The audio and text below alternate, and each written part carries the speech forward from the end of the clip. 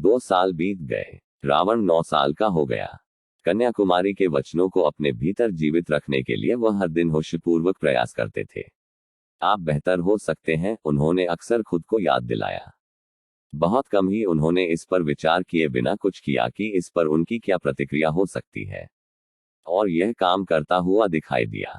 वह आश्रम में लोगों के साथ अधिक आसानी से मिल गया, कुछ वास्तव में उसे पसंद करने लगे।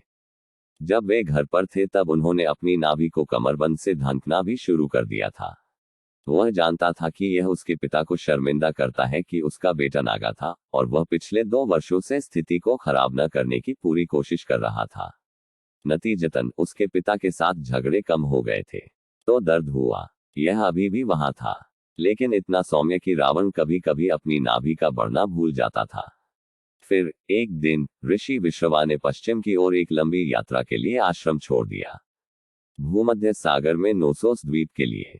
नोसोस के राजा ने प्रख्यात ऋषि से मिलने की इच्छा व्यक्त की थी, और विश्रवा ने निमंत्रण स्वीकार करने का फैसला किया था। उनके जाने के कुछ हफ्ते बाद कैकेसी को पता चला कि वह गर्भवती थी। उसने ऋषि के पीछे एक दूत भेजने पर विचार किया, उसे वापस जाने के लिए कहा, लेकिन फिर इसके खिलाफ फैसला किया। उसके लौटने पर वह उसे चौंका देगी। साथ ही सच कहा जाए तो उसके दिमाग में यह विचार बहुत भारी पड़ गया, क्या होगा यदि दूसरा बच्चा भी नागा निकला।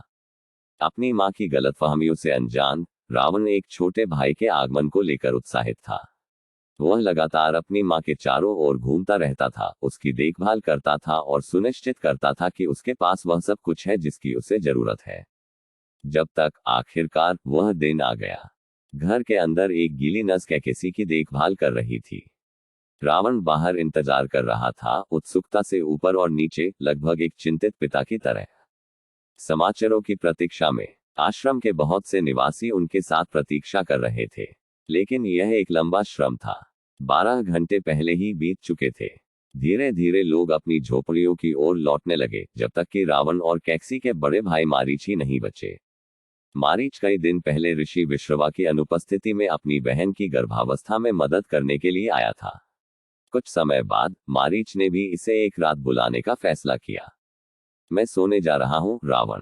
तो चाहिए दाई हमें बुलाएगी, मैंने उसे सख्त निर्देश दिए हैं। रावण ने सिर हिलाया। जंगली घोड़े उसे खींच नहीं सके।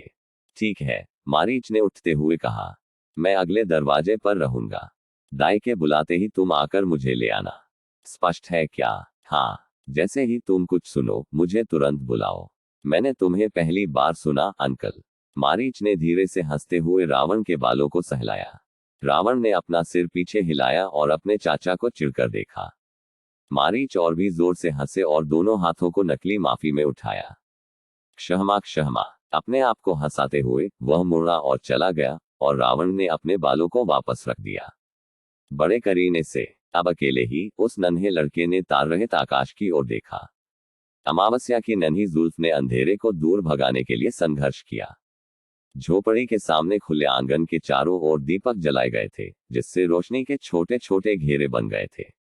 जैसे ही उसने अंधेरे में देखा, उसे लगा कि उसने दूर से परछाइयों को देखा है।